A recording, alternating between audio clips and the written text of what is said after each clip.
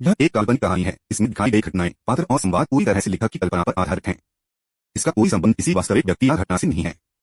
अर्जुन और अन्यों ने हिचकिचाना बंद कर दिया और अपनी खंजरों पर हल्का सा जोर लगाया। एक ही पल में अनगिनत सिर जमीन पर लुढ़क गए। आह! आरव!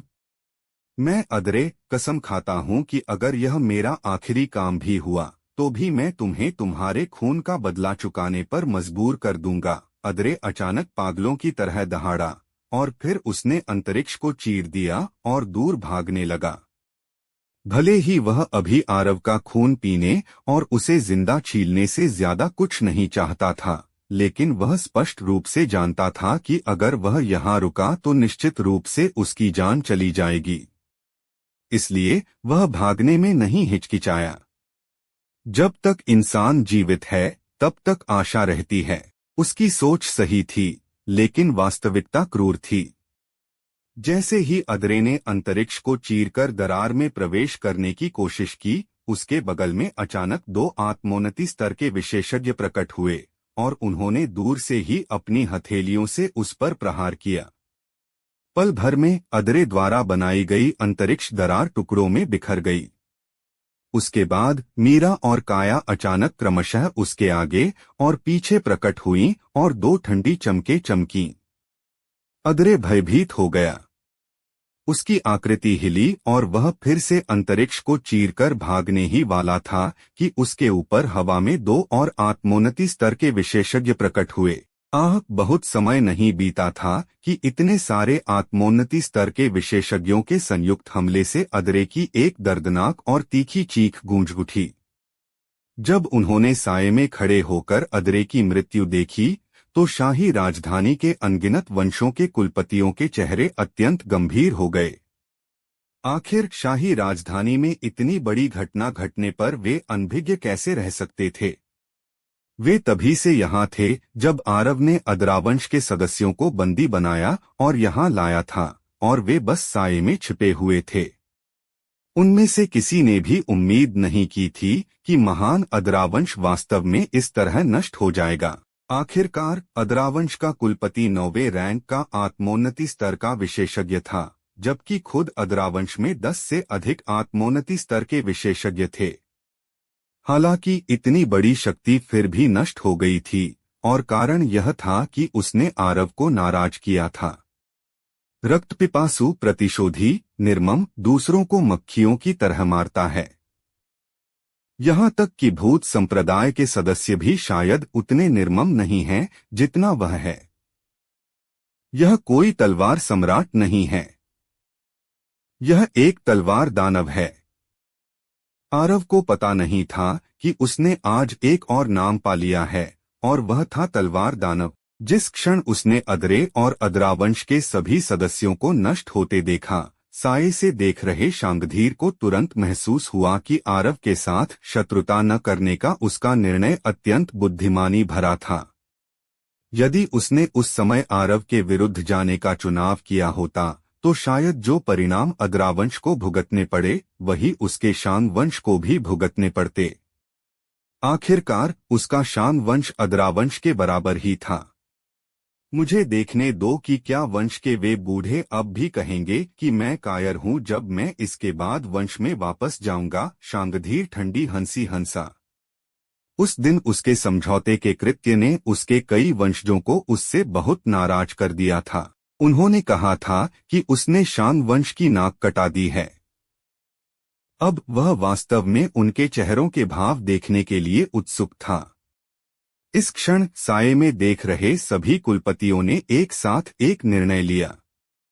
वह यह था कि अपने अपने वंशों में लौटते ही तुरंत एक आदेश जारी किया जाए, और उस आदेश की सामग्री होगी जो कोई भी आरव को नाराज करेगा उसे वंश से निकाल दिया जाएगा। आरव एक पागल था, एक ऐसा पागल जिसके पास जबरदस्त शक्ति और समर्थन दोनों थे।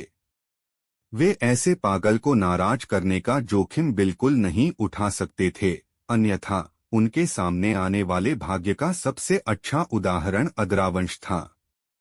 मीरा और अन्यों द्वारा अदरे को मारने के बाद आरव ने अपनी दृष्टि शशांक मोहन की ओर डाली।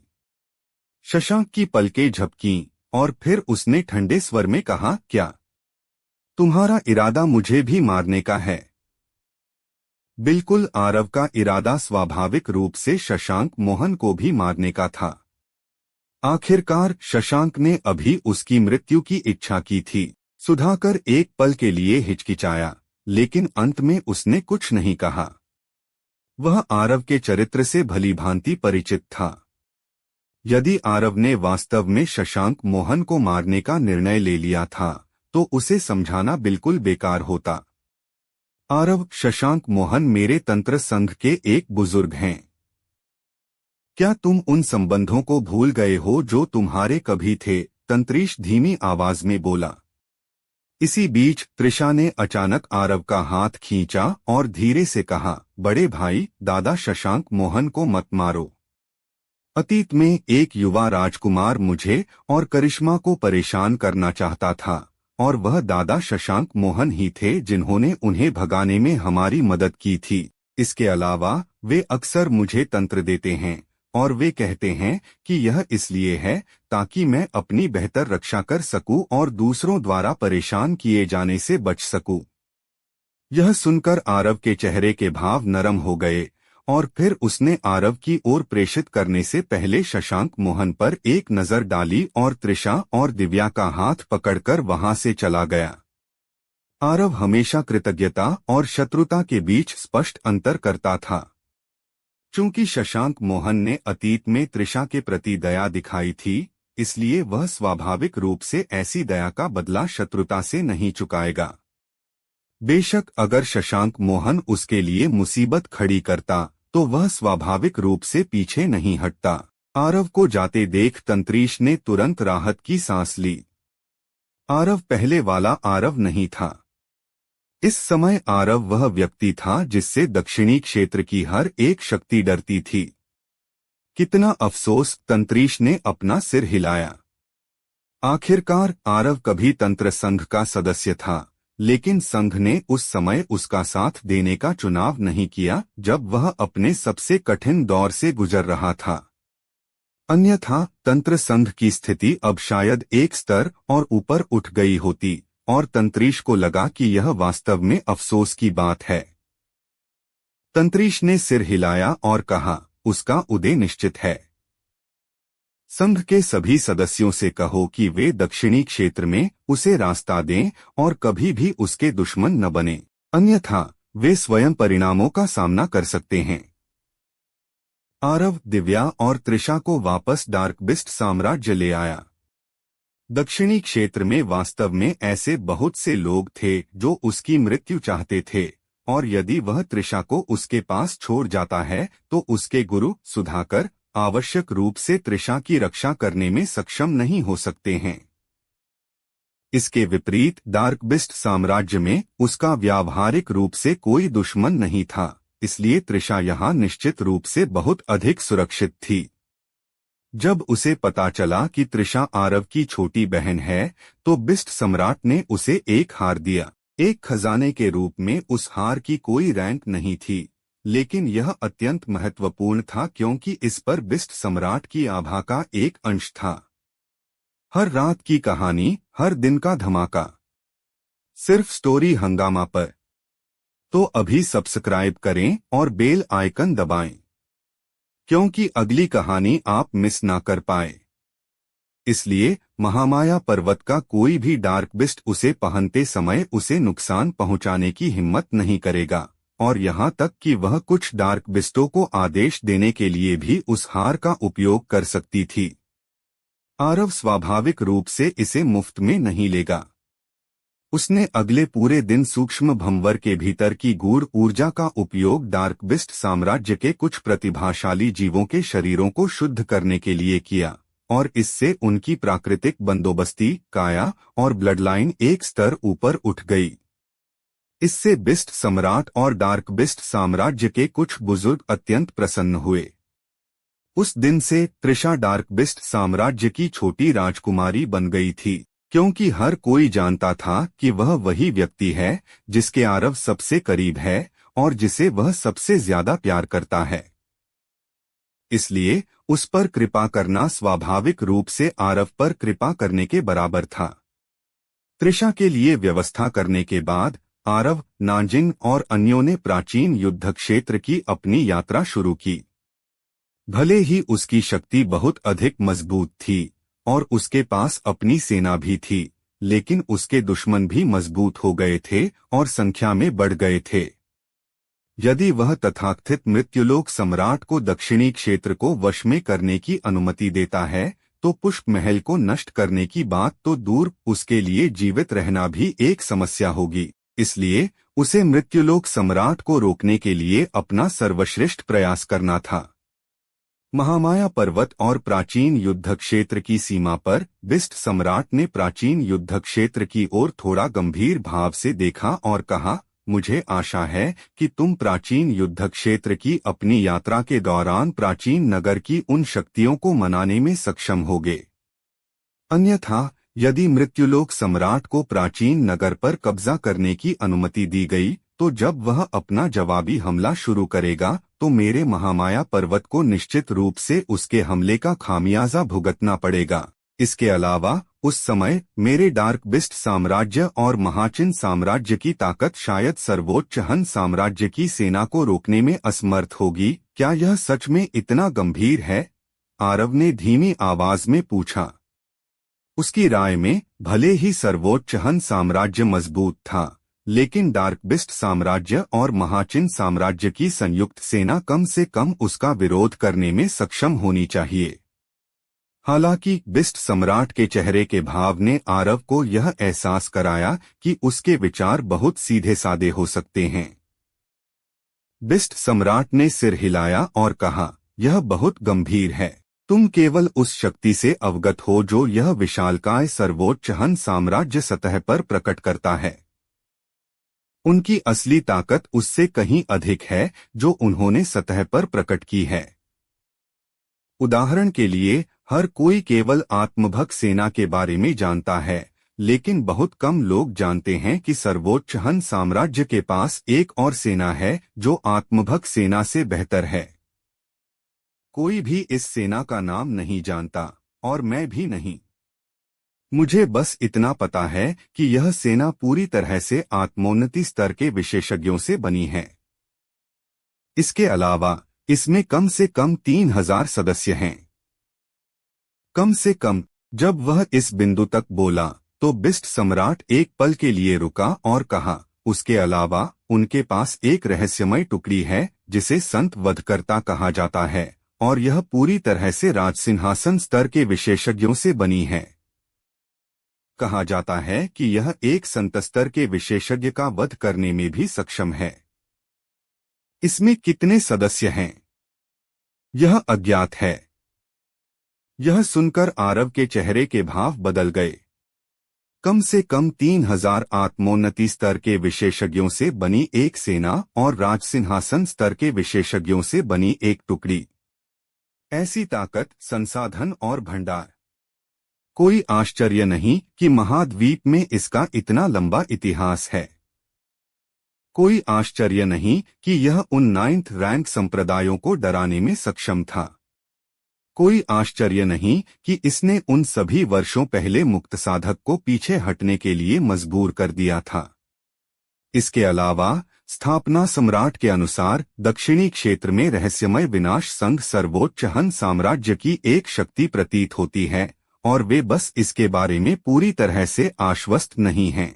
हालांकि हम सभी को लगता है कि यह सच होना चाहिए, बिस्ट सम्राट ने कहा। यदि यह सच है तो यह दर्शाता है कि सर्वोच्च हन साम्राज्य ने सैकड़ों साल पहले ही दक्षिणी क्षेत्र के लिए साजिश रचना शुरू कर दी थी। आरव की पुतलियां सिकुड़ गईं।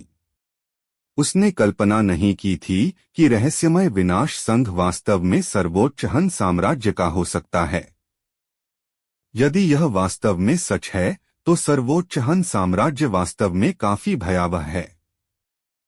मैं अपनी पूरी कोशिश करूंगा, आरव ने धीमी आवाज में कहा। यही सबसे अच्छा है, बिस्ट सम्राट मुस्कुराया और कहा, स्थापना सम्राट और मैंने वह सब तैयार कर लिया है जिसकी आवश्यकता है। यदि तुम प्राचीन नगर की उन शक्तियों के साथ गठबंधन करने में असमर्थ रहे तो महामाया पर्वत पर लौट आना। जब तक पूरा महामाया पर्वत नष्ट नहीं हो जाता तब तक मैं तुम्हारी रक्षा के लिए कुछ भी करने से नहीं कतराऊंगा। क्यों? आरव थोड़ा हैरान था।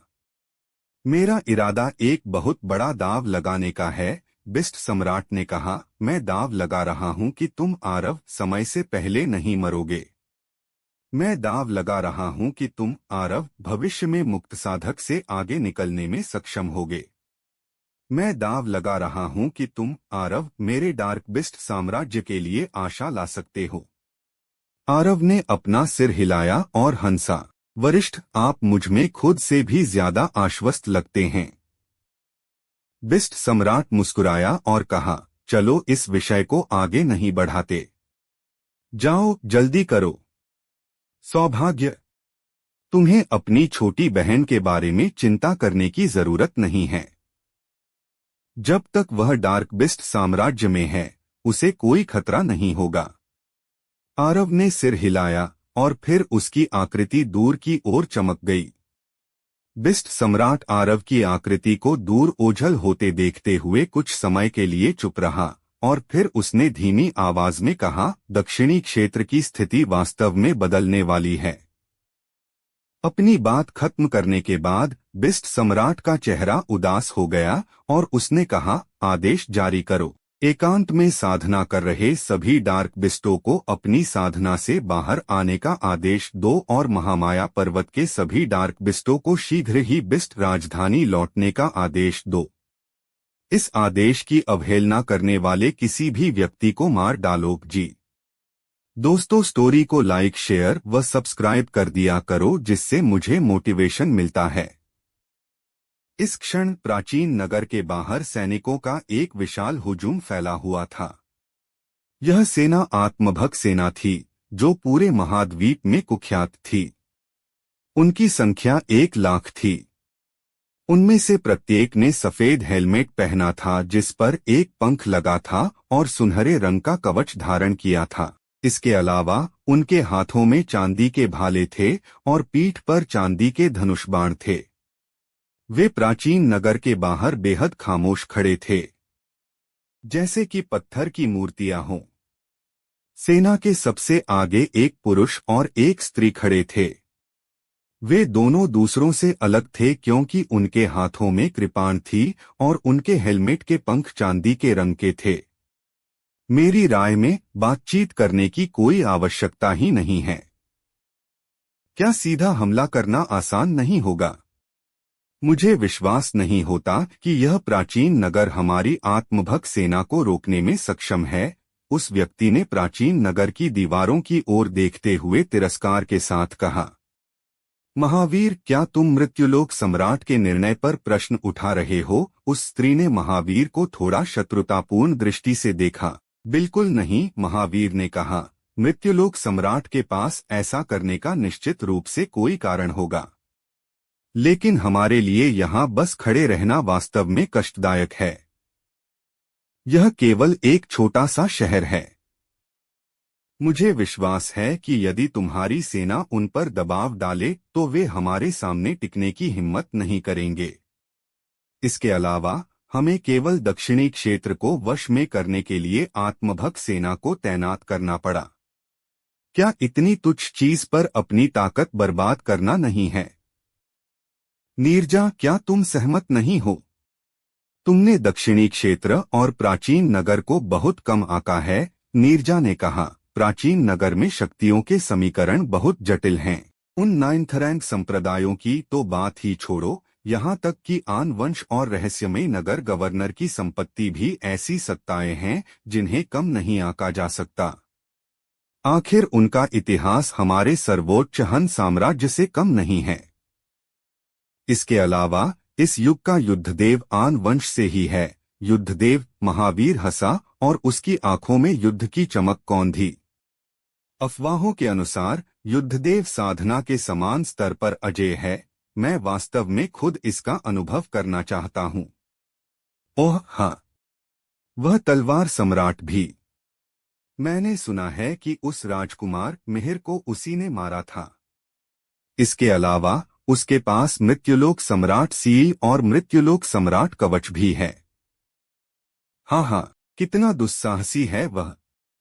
न केवल उसने मेरे सर्वोच्च हन साम्राज्य के राजकुमार को मारा, बल्कि उसने उन खजानों पर भी कब्जा कर लिया जो मृत्युलोक सम्राट के हैं। अगर वह मुझे मिला तो मैं निश्चित रूप से उसकी एक एक हड्डी तोड़ दूंगा। नीरजा ने महावीर को उदासीनता से देखा और कहा, 4 कप्तानों के एक साथी सदस्य के रूप में मैं तुम्हें सलाह देती हूं कि दुनिया के गुड़ साधकों को कम आंकना ठीक नहीं है, विशेष रूप से युद्धदेव और तलवार सम्राट को। चूंकि वे ऐसी उपाधि धारण करने में सक्षम हुए हैं, तो निश्चित रूप से उनमें कुछ असाधारण होगा। इस दुनिया में बहुत से लोग अपने दुश्मनों को कम आंकने के कारण मर जाते हैं। महावीर बेपरवाह होकर हंसा और बोला, वह तो बस एक आत्मिक स्तर का साधक है। मेरी राय में वह आत्मोन्नति स्तर के विशेषज्ञों को इसलिए मार सका क्योंकि दक्षिणी क्षेत्र के वे विशेषज्ञ कचरा थे। किसी और की बात छोड़ो, बस उसे हमसे यानी 4 कप्तानों में से किसी एक को मारकर दिखाने को कहो। नीरजा ने रूखेपन से कहा, अगर तुम जीत भी गए तो आत्मोन्नति स्तर के दूसरे रैंक पर होकर एक आत्मिक स्तर के साधक से लड़कर गर्व करने वाली कोई बात नहीं होगी। क्यों नहीं होगी? महावीर मुस्कुराया और बोला, अगर वह कोई साधारण साधक होता तो गर्व की बात नहीं होती, लेकिन यह तलवार सम्राट है। एक बार जब मैं तलवार सम्राट को मार दूंगा तो फिर देखो, मैं महावीर निश्चित रूप से पूरे महाद्वीप में प्रसिद्ध हो जाऊंगा। हाँ, मुझे मारकर पूरे महाद्वीप में प्रसिद्ध होना चाहते हो? ठीक है, मैं तुम्हें वह अवसर देता हूँ। ठीक इसी समय अचानक एक हंसी गूंजी। महावीर और नीरजा के चेहरे के भाव बदल गए और फिर वे पीछे मुड़कर देखने लगे। उन्होंने क्षितिज से 2 आकृतियों को तेजी से आते देखा। आत्मभक्त सेना हमला करने ही वाली थी कि महावीर ने अपना हाथ हिलाया और कहा, हमला मत करो, उसे यहां आने दो। तलवार सम्राट है, चूंकि तुम अपनी मृत्यु से मेरी इच्छा पूरी करने के इच्छुक हो तो मैं बिल्कुल भी पीछे नहीं हटूंगा। आरव और नांजिंग जमीन पर उतरे। आरव का दिल दहल गया जब उसने चारों ओर आत्मभक्त सेना को देखा। कितनी भयानक सेना थी। आरव ने गौर किया कि इन सैनिकों के कदम, क्रियाएं, गतिविधियां और निगाहें लगभग एक समान थीं।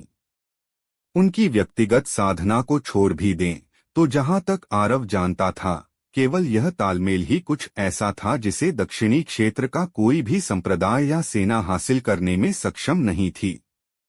नांजिंग की भौहें थोड़ी सिकुड़ गईं और उसकी आंखों में एक दुर्लभ गंभीरता दिखाई दी।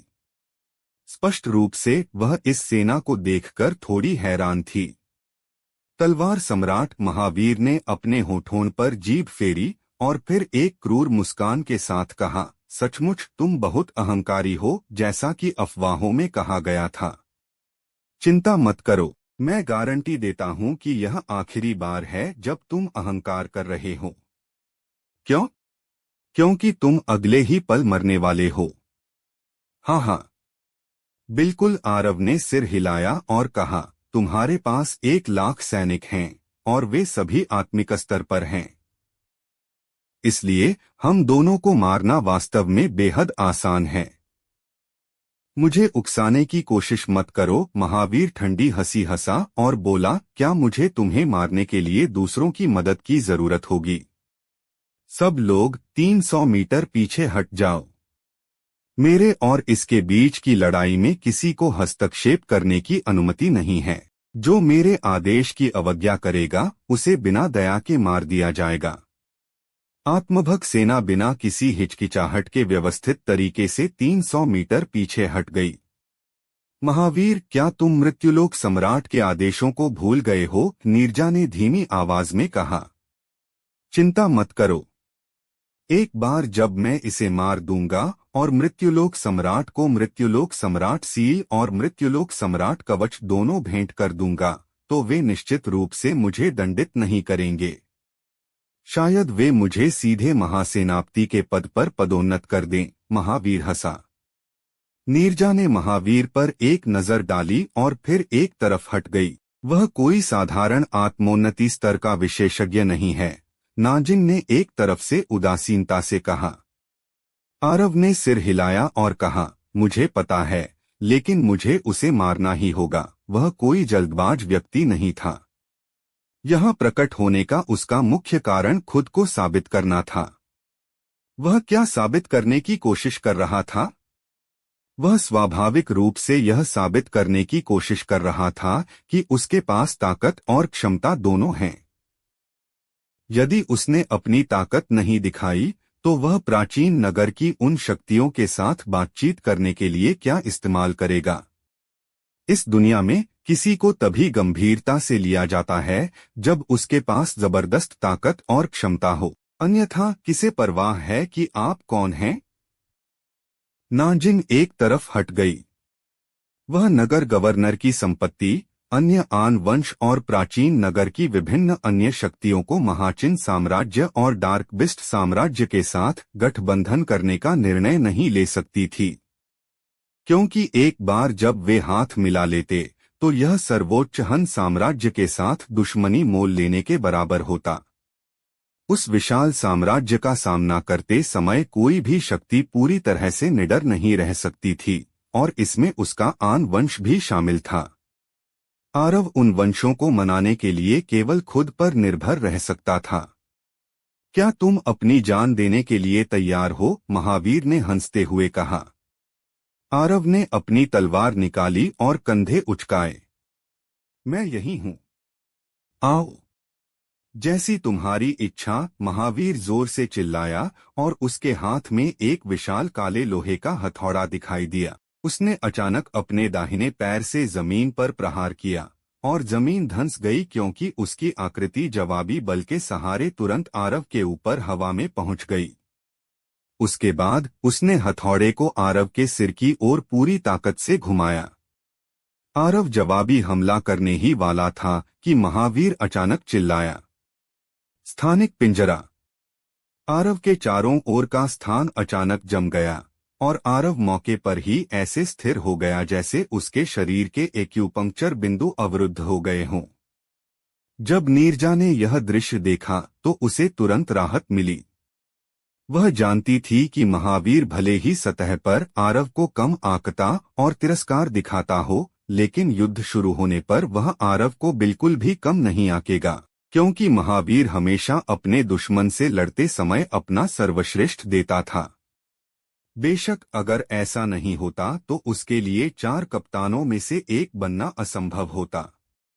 ठीक जब महावीर का हथौड़ा आरव के सिर पर गिरने ही वाला था, आरव से अचानक एक लाल चमक फूटी और उसने तुरंत स्थानिक बाधाओं को टुकड़ों में उड़ा दिया। लाल चमक बिल्कुल भी धीमी नहीं हुई और वह महावीर की ओर बढ़ी। महावीर के चेहरे के भाव बदल गए, क्योंकि उसने उम्मीद नहीं की थी कि आरव इतनी आसानी से उसके स्थानिक पिंजरे को नष्ट करने में सक्षम होगा।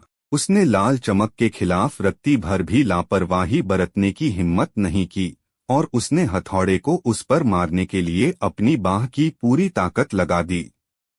बूम! लाल चमक तुरंत फट गई और हवा में बिखर गई।